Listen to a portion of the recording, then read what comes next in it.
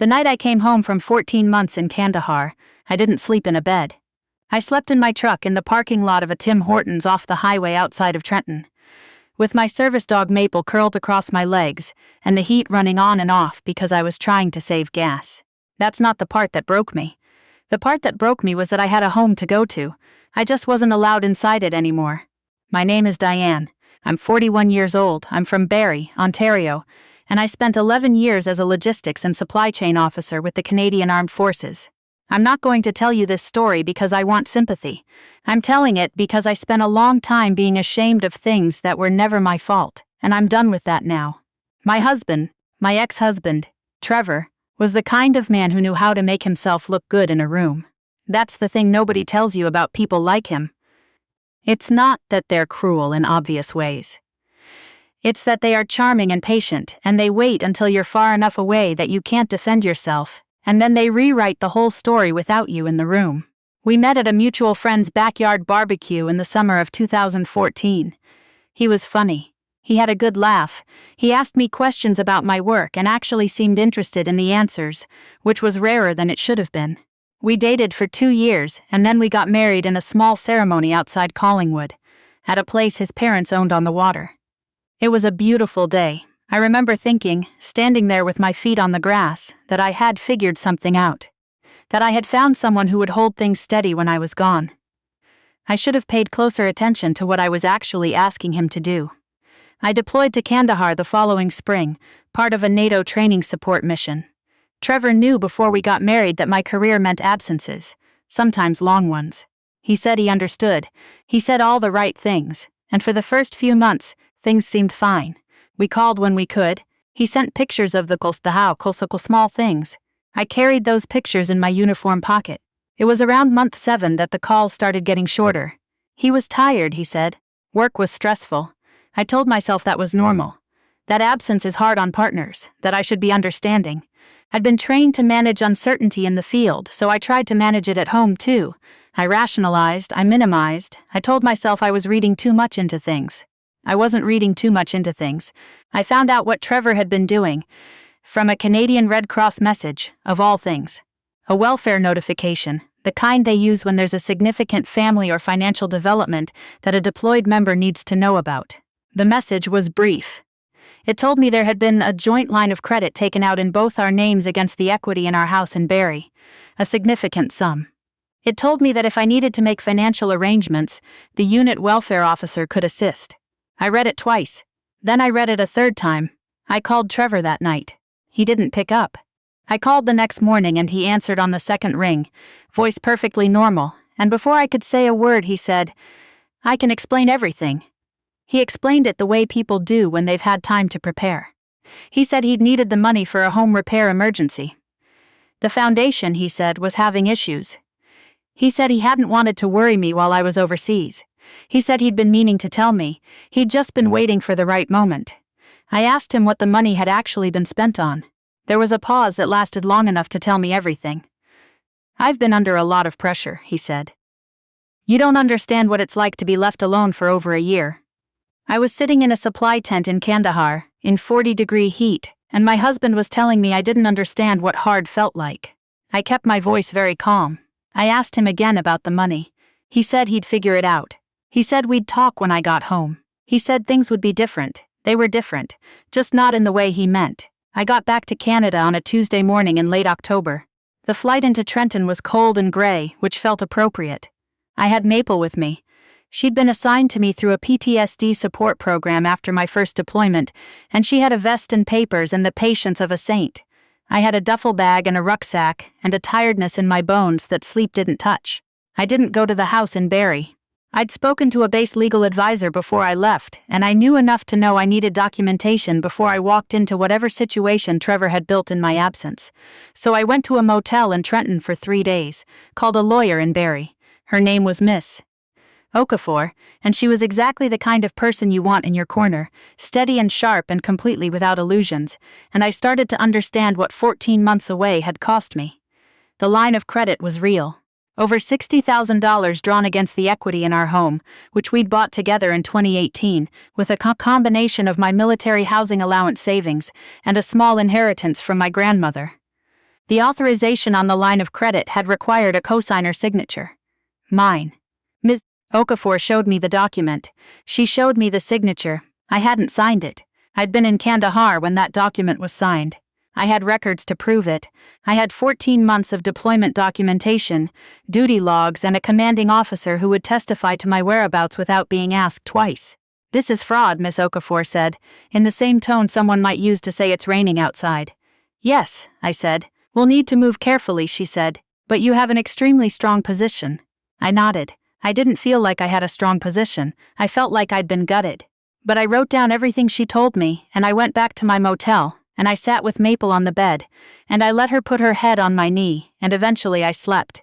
The part I haven't told you yet is about my family. My parents live in Barrie, 10 minutes from the house Trevor and I shared. My mother's name is Lorraine. My father's name is Hugh. I have an older brother, Callum, and a younger sister, Fiona. We were not a perfect family, but I had believed for 38 years that we were a loyal one. I called my mother from the motel in Trenton. I told her I was home. I told her carefully that things between Trevor and me were not okay, that I'd discovered some serious financial problems, that I needed her to know this was real and not something I was exaggerating. My mother was quiet for a moment.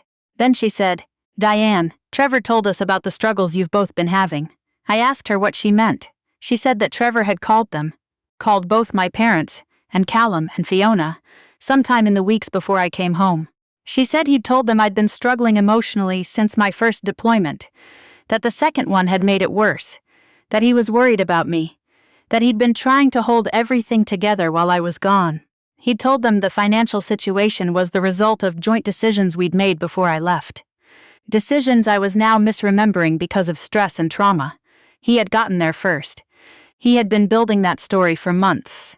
My mother said gently, the way she thought was kind, "We just want what's best for both of you, sweetheart. Maybe this is something you should work through with a counselor before you make any big decisions." I held the phone against my ear and I looked at the wall of that motel room and I thought, he planned this. He knew I was coming home and he planned this. I drove to my parents' house 2 days later anyway. I needed to try. My father opened the door. Hugh, who had walked me through my first deployment send-off with his jaw tight and his hand on my shoulder and hadn't said much but had held on. He opened the door and saw me in my civvies, Maple sitting politely at my heel, and something moved across his face that I still can't fully name.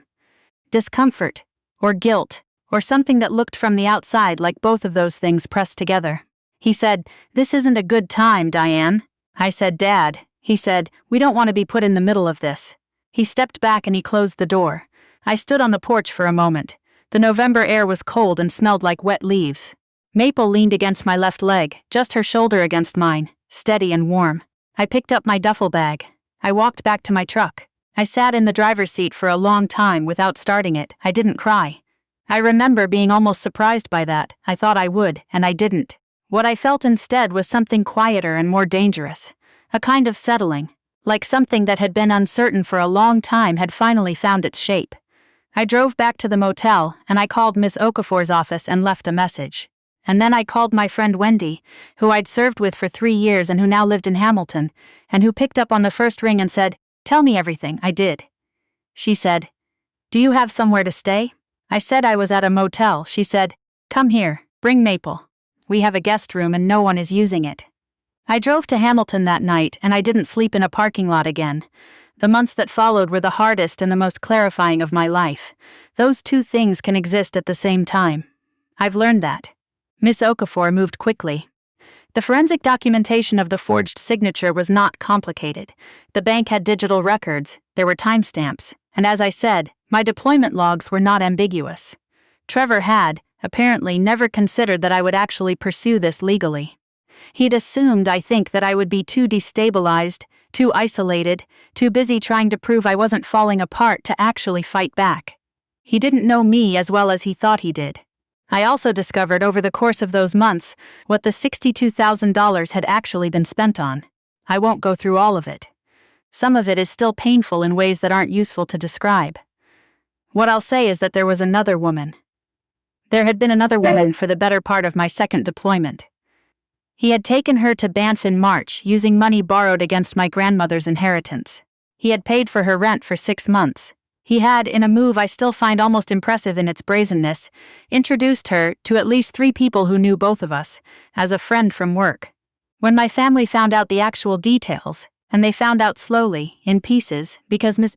Okafor made sure the right documents went to the right people at the right time, there was no single dramatic moment of revelation. It was more like watching something erode. My sister Fiona called me first. She'd seen a bank record, or part of one, I'm not entirely sure, she cried on the phone. She said, I didn't know, I really didn't know. I said, I know you didn't. She said, I'm so sorry, Diane. I should have. We should have. Yeah, I said, you should have. I wasn't mean about it, but I wasn't generous either. I let it be what it was. My brother Callum called a week later. He didn't apologize directly. That's not how Callum works. He's never been someone who can say the actual words. But he asked if I needed help moving anything out of the Barry house, now that the legal process was wrapping up, and I understood that for what it was. My parents took longer. My mother called me on a Thursday morning in February. I remember because there was a big snowstorm, and I was scraping my windshield outside Wendy's house, and my phone buzzed in my coat pocket. Lorraine. I let it ring once more than I needed to before I answered. She said, Your father and I have been talking. I waited. She said, We didn't handle things well, Diane. We listened to the wrong person and we weren't there for you when you needed us, and I don't have an excuse for that. I kept scraping the windshield. The ice was thick and I had to use both hands. I said, No, you don't. She said, I know that sorry isn't enough. I said, It's a start, Mom. We talked for 40 minutes standing in that driveway with snow coming down. It wasn't a resolution. It was more like the beginning of one, the way a wound starts to close at the edges before the middle has healed. I drove back inside after, and sat with a cup of coffee and Maple's head in my lap, and I thought about what it means to let people back in when they've proven they can fail you. I didn't have an answer that day. I still don't have a complete one. But I think I'm moving towards something. Trevor, for what it's worth, did not escape the consequences of what he'd done. That's not me being dramatic, that's just the facts. The forged signature triggered a bank fraud investigation that moved independently of my divorce proceedings. Ms. Okafor had made sure the documentation was solid, and it was. He didn't go to prison. That would have required a longer and more expensive criminal process than I had the energy for. And Ms. Okafor advised me that the civil route would recover more of what I'd actually lost. He settled. The house in Barry was sold. I got my share of the equity and then some. The line of credit was ruled fraudulent and the debt was assigned to him. I didn't celebrate. I went for a long walk with Maple along the waterfront in Hamilton, and it was cold and the lake was gray, and I ate a very mediocre sandwich from a corner store, and I thought, okay, that was enough. Here is what I do now. About 8 months after I got back from Kandahar, I started volunteering with a program out of Burlington that pairs service dogs with veterans managing PTSD and operational stress injuries. I'd been through it myself with Maple, and I knew what a difference it made.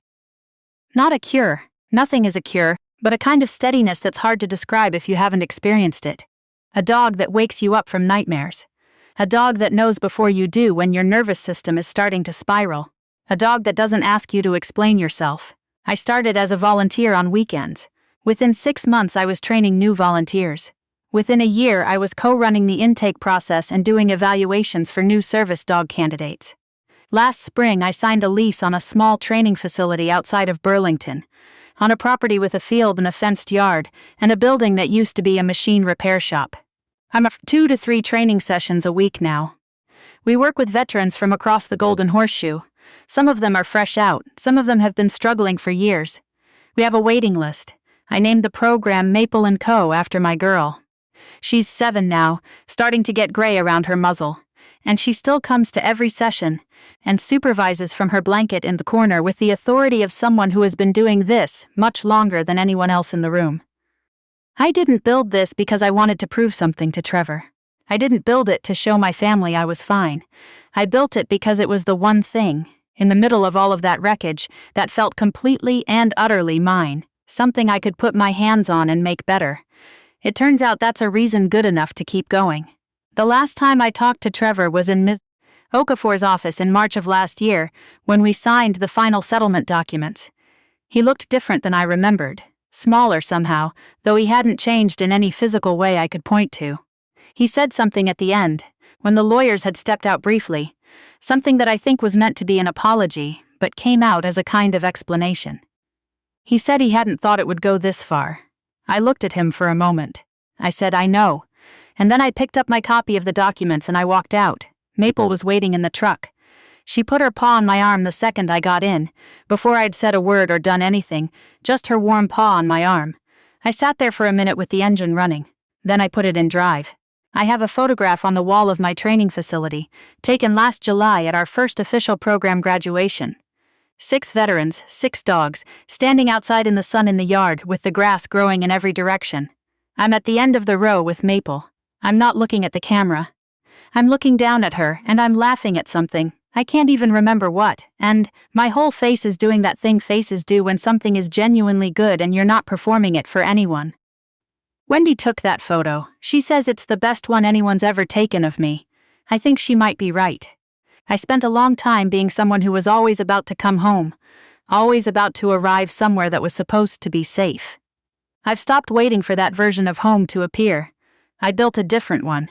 It's got a field, and a fenced yard, and a gray-muzzled dog who still wakes me up from nightmares and still knows, before I do, exactly when I need her. That's enough. That's more than enough. That's mine.